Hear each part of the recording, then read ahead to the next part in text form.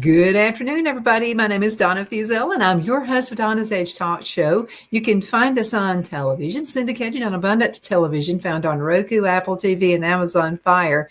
And don't forget the podcast on thenewscasters.com. All social media sites, you can find us on those. So if you're getting in trouble with the boss for watching us at any time, say 2 p.m., then that's Central Time, and you're getting in trouble with the boss, you can also find us other ways. And that's on social media anytime you want to watch. Continue sending emails, by the way, Donna at donnasedge.com. That's Donna at donnasedge.com. Again, thank you so much for watching. So the purpose of the show today, I wanted to talk to you about how seniors can avoid predators on social media. There's a lot of that going, and I found an awesome article, and this is from the Attorney General's office right here, and that's attorneygeneral.gov, so you know that's a reliable source. And they have this article that is written for internet safety for seniors, and it goes on to talk about the reason there can be issues, and maybe some seniors get taken in by predators who are trying to get their money or just trying to ruin their lives on social media. So let's talk about that, factors that can contribute for a risk for seniors. One of those could be a simple lack of computer skills. And you got to remember, the seniors weren't born using a cell phone, okay? So they had to get to learn computer skills. And a lot of those are learned from their family members, maybe watching other people, that kind of thing. But let's talk about this for a minute. And the article goes on to say this: though many seniors are very computer savvy, many more are not. And what that means is their computers are not properly secured. And that also includes cell phones, okay? Even when you have installed security software, it's critical that you set up an automatic update, turn on a firewall, use secure passwords, and so on. Make sure you never, ever share the password, by the way. Now, if you do not feel that you're able to set up your computer security, it may be worth hiring a computer technician that can help you with that from a reputable company or a trusted friend to review your settings for security and fix any problems that you could have. Also, keep in mind that giving access to your computer can put private information at risk. So be suspicious if anyone contacts you to inform you that there's something wrong with computers. These are called tech scams. Okay, so that can happen. Usually begin with an email or a phone call where the scammer tells you that he or she works for Microsoft, Dell, or another company. First of all, they're not going to call you to do that. You have to seek these people out.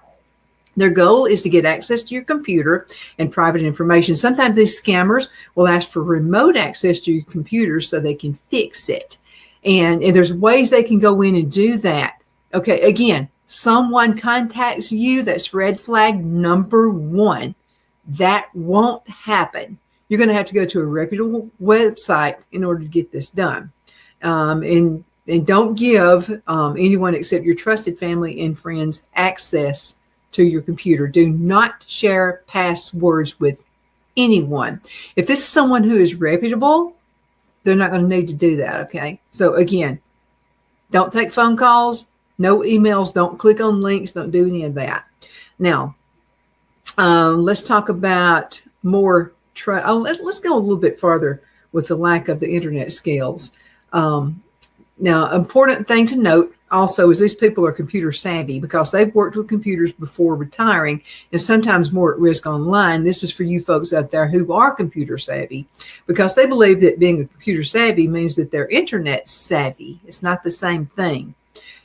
In reality, navigating the internet safely is more of a matter of understanding human behavior than understanding technology. These people are trained very well, and this is part of organized crime, so I want you to think about that as well. Now, understanding the reach of content posted online, how criminals try to deceive you, or the trustworthiness of a site, for example, has nothing to do with how well you use a computer. Now, some seniors are more trusting. They may not be so trusting with their family, but for some reason or another, they're more trusting online. So you have a wealth of experience in judging the character of people that you meet in person, but you don't have the understanding of people that you reach online. But you have probably developed fewer skills by accessing the character of the people and companies that you meet online. Many seniors are more trusting and respectful of official-looking material than younger generations are, so they're more apt to fall for scams. And seniors tend to be more worried about notices that claim there's a problem with your information that might somehow sully your good name. Now, in the online world, unless you know for sure with whom you're dealing with, you must assume that you could have landed on a lookalike site trying to scam you. I've seen this over and over again, and it happens. I get every day. I will get an email from someone claiming that they're with Bank of America or some bank I've never even had before in my lifetime. It looks official. Okay, they'll actually copy and paste, and they'll copy the bank's logo. Okay, I mean, that's easy to do. Anybody can do that. Then they're going to tell you to click on a link. They're going to tell you that there's issues with your bank account. And they're going to tell you to click on this link because this is going to fix it. Okay, get out of that email. And let me tell you, I'm going to beg you to do this, okay? Delete that email. Delete it immediately. Then what you're going to do is you're going to go to your book that has the telephone numbers of your banking information or whatever, anything correspondence that you have from your bank. You want that telephone number. Immediately call that bank, okay? And just ask them if there's an issue, problem with your bank account. And just tell them that you've received an email that looks pretty official. And you're going to look at that and you're going to share that information with the person, the real live person at the bank. I'm not even talking about the recordings they're going to have. I mean, everything's a recording now, right? So you're going to talk with them about what is on the issue on the email saying that you have a problem with your bank. They're going to tell you, you just been frauded. That's what they're going to tell you. And I'm going to tell you, with the USDA and all these things that are associated with banks, they'll possibility they can fix it. But now if you've given, I know this from experience, not my experience, but someone real close to my life. Okay, you're never going to get the money back if you've given them money. Okay, and that's what predators are looking for. They're looking for you to be trustworthy. And this happens all the time in romance scams. This is where this actually comes from. Okay, now let's go on ahead and take a look at this article. We'll mention this first. On the web, those physical attributes and clues are all gone. Anyone can build a website that looks like official and it looks legitimate, as well as any other website for very little money. So they can scam search engines to make their website show up as one of the first results when it comes if you're looking for a search. Anyone can copy the exact look and content of any other website, like I just said. This means that the fakes are sometimes very, very hard to identify no matter what your age. Now, this is a website, and I want you to go on ahead and look for this. This is from the Office of the Attorney General. Okay, the Office of the Attorney General. And if it really is the Office of the Attorney General, it's atg.gov. atg.gov. This is where you're going to get your information. Okay, so we're talking about trusting. Sometimes they're more trusting. Maybe not sometimes their family, but more trusting online for some reason. Okay, now let's talk about seniors and social networking sites. This is where I really want to key in, okay? Seniors who use social networking sites that cater to older seniors or older users are targeted with quizzes and surveys that often have very invasive questions about your health, your wealth, and your personal lives. And the quizzes are created for revenue, okay? They're called clickbait. They try to get you to click on something before you know it. You bought something that you didn't even want. So ask yourself, who profits from you answering the questions, and who else gets to see your answers? Understand that any information posted on these quizzes is likely to be used by many companies. Answer a medical quiz and you may find your insurance claims, even your ability to get insurance, are affected. So quizzes also generate target spam offers based on your answers. You got to think about that. First of all, it's none of anybody's business how you feel except for your doctor. It's none of anyone's business about your insurance. I've had a lot of folks send me emails and say, all of a sudden, I don't know what's happened, but all of a sudden, I'm getting all of these. I'm getting emails. I'm getting stuff on my Facebook page or other social media sites that's beginning to talk about insurance. Well, it's because you've clicked one of those sites, and what you've done is you've invited all of the companies to send you all kinds of emails. Think about this. Okay, let's say you're looking for somebody to clean the gutters, or you want new gutters on your house, and you start searching for it. All of a sudden, you're getting emails, you're getting on your social media site, you're getting all kinds of stuff about people who repair and who replace gutters, right? You've all noticed that. It's because you've searched and you've invited those people to send you all these emails and correspondence. That's how it works. That's how they get rich, and that's how they get your money. Cyberbullying and seniors. So let's talk about this one. Cyberbullying is not just a problem among young people. Seniors are also affected. One clear difference is that whether you want to face it or not, cyberbullying of seniors is often done by some family members. Cyberbullying of seniors can take several forms, but here are the most common ones. Emotional abuse with rage, threats, accusations, belittling comments, often followed with periods of silence or ignoring the target. Financial abuse. Okay, that's aimed at finding their account information, setting up online access to their accounts, and stealing their money. And if you don't let people abuse you in person, don't let them use technology to abuse them. So here's something that I saw on my mother's Facebook page on Instant Messenger. Okay, so this nut, you could tell that this person was not even a real person, it's part of organized crime, wanted her to get on the WhatsApp. Okay, so they want her to get on WhatsApp. Okay, so if you're already using social media and you're what you say you are, and you really are a human being and you're not part of organized crime, why do you want them to just keep from using the anything Facebook or whatever it is you're using now? Why do they need to go to WhatsApp? Okay, so I searched that. So I looked on WhatsApp. I didn't know what it was myself. I mean, I heard of it, but I didn't know what it was reasonably. So anyway, I found out that that's what a lot of these people who are targeting seniors, they're using WhatsApp, and WhatsApp can be good. I'm just saying that's how they're doing it. And they're hoping their kids and grandkids aren't watching. So they want you to get on WhatsApp. That way, the kids or the grandkids are not going to know that their senior mother or their senior grandmother is talking to some predator online. So if you trust someone online, you've never met them before in your life, they're not part of your family, they're not part of your friends, and all of a sudden they're telling you how gorgeous you are, how pretty you are, they've fallen in love with you, all of those things, and they want you to go to WhatsApp, or if they want you to go to Google and get a telephone. By the way, the Google telephone numbers can't be traced. That's why they're trying to get you to do that. So if they're trying to get you to do that, it's a scam. You need to delete that person and you need to block them. If you don't know how to block them, find one of your kids or your grandkids or a trusted friend to block this person on Facebook. I'm just begging you to do that, okay? And this is how you can find out. Okay. So what time is it? Okay. Oh, I've got to go into a commercial break. Then we're going to talk about online dating in seniors. We'll be back shortly. Twin City Used Car Sales has been serving drivers in the Northeast Alabama area for years with a quality selection of late model used cars, SUVs, and pickup trucks. On top of our extensive selection and competitive prices, we offer professional auto financing services for used car buyers of all credit levels.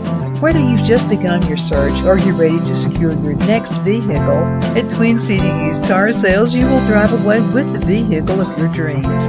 The sales and finance staff at Twin City Used Car Sales looks forward to serving you, and you can apply for financing online before your visit to our used dealership in Gadsden, Alabama. Check us out on the web at twincityusedcars.com or go by our location at 901 First Avenue, Gadsden, Alabama. We sincerely look forward to serving you.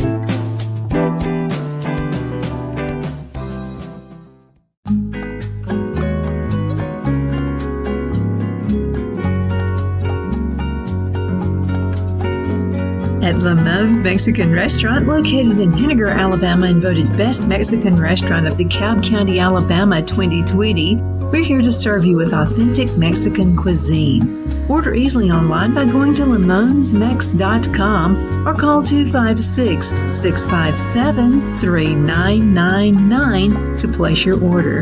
We're open Sunday through Thursday, 11 a.m. to 9 p.m. and Friday and Saturday, 11 a.m. to 10 p.m. Whether you're celebrating a cozy date night for two or a celebration for a crowd, at Lamone's you'll love our atmosphere and friendly servers. Thank you for dining with Lamone's Mexican Restaurant.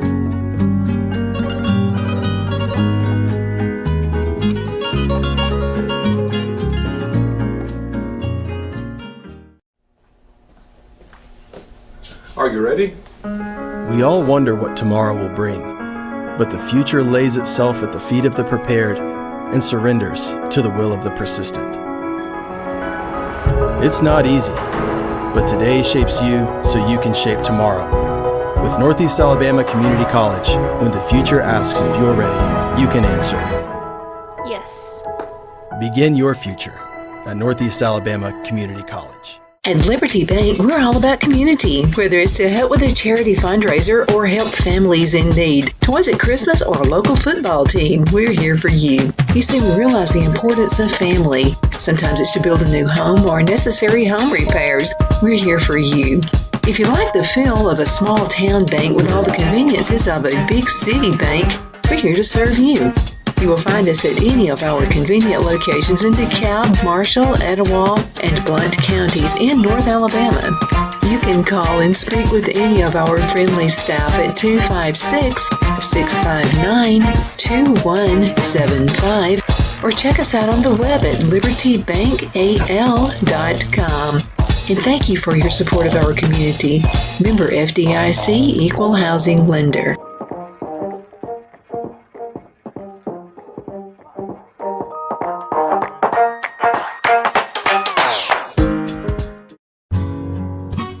The only place I buy my beef is Lone Tree Ranch in Collinsville, Alabama. Their cattle is born and raised on their ranch, grass and grain fed, and you can feel confident when you serve your family and friends because their beef is all natural and no antibiotics or hormones are added. You can buy whole beef or perhaps go in with family or friends and buy half. Their customer service is number one as they take care of the delivery to their local processor and can deliver to your home for a small added fee. They also offer herd replacement heifers. I always call Lone Tree Ranch in Collinsville, Alabama for my beef specialty recipes and cookouts, and you can too. Food shortages are increasing, so buy local by calling 256-523-6462. That's 256-523-6462.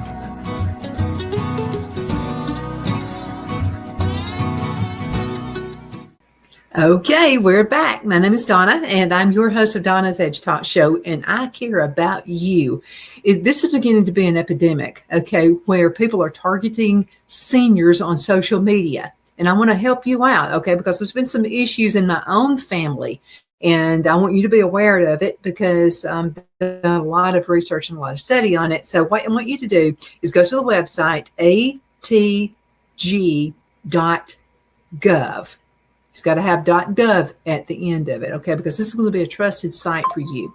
Okay, so we're talking about online dating and seniors, okay? So online dating has become very popular for seniors. And some have lost a partner, maybe due to death or divorce. And while this is an excellent way to meet new people, it's also a way for predators to find potential victims. And it happens seriously all the time.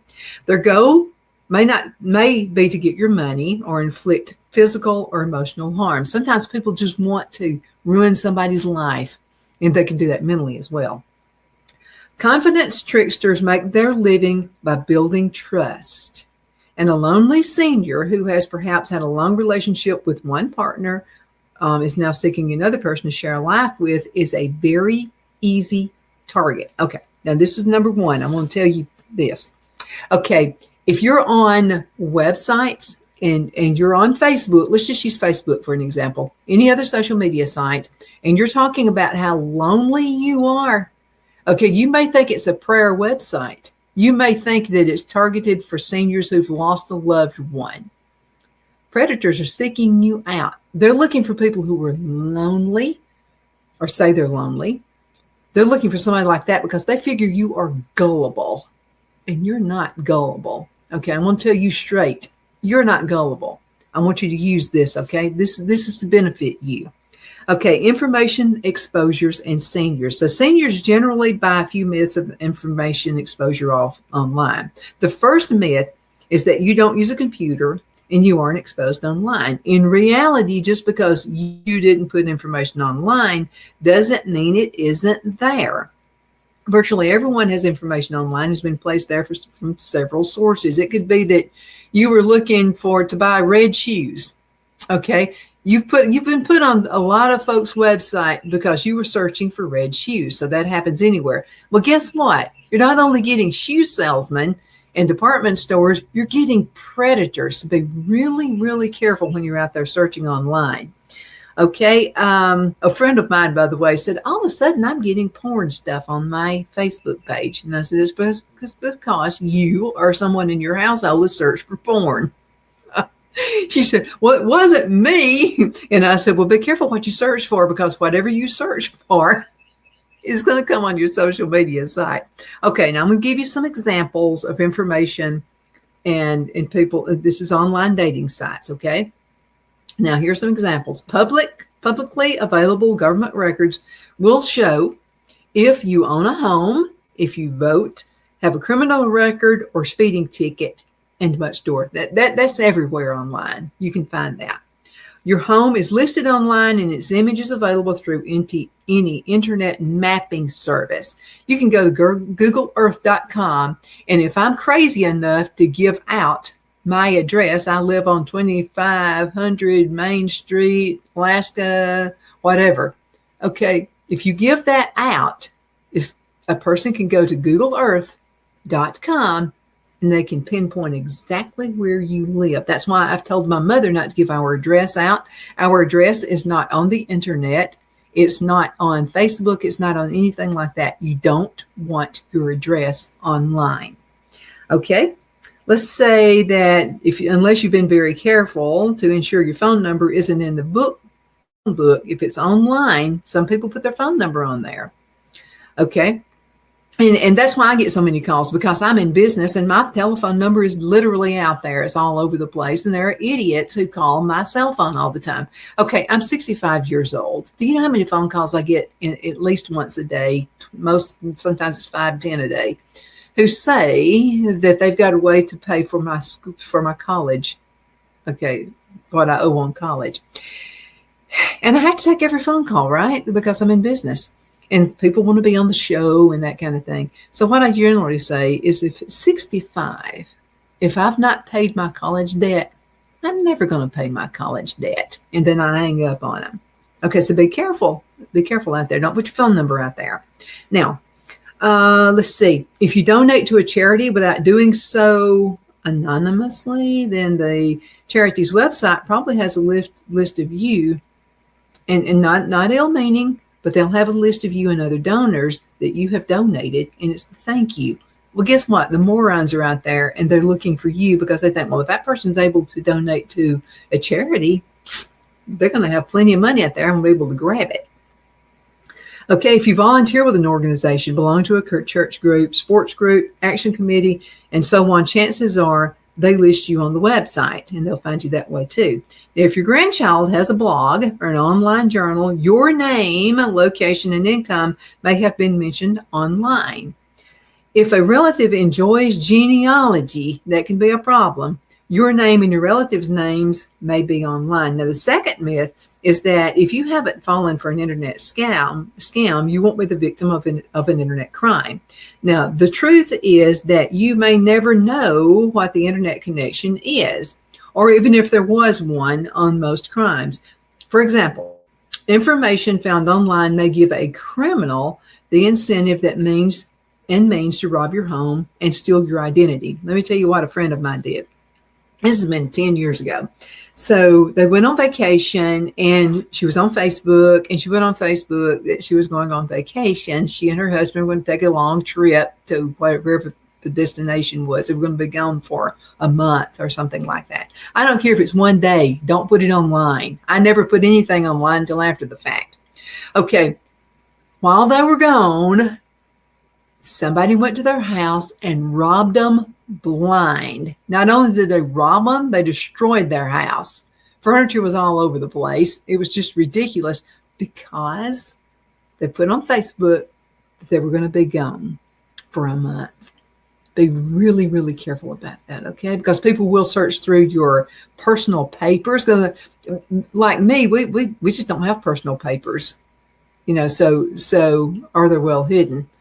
But a lot of the older folks out there keep every piece of paper, even if it's a power bill. You got to be really, really careful about that. Now, if you're in business for yourself, you got to keep receipts, right? You got to do that. Keep those in a safe place. Keep those where nobody would ever think about finding it, okay? I would go on ahead and go as far as having a combination lock safe and have it built into your house where if they did come to your house and try to get into the combination locked safe, they'd have a devil of a time getting into it. Make it hard on them, not easy. Okay, let's go through a few tips on seniors staying safer online.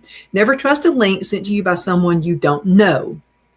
By clicking that link, it'll take you to a site that may look like your bank account or your credit card account, but it isn't. What they're trying to do is to get you, and they're going to have the means to do this, they're trying to get you to type in your password. When they get that password, they're going to figure you use it on everything else, because most seniors do. Try to have different passwords, okay? All right, now never trust an email that asks for your personal information. It's called a phishing scam. And let me spell this for you. It's not F-I-S-H-I-N-G. It's P-H-I-S-H-I-N-G,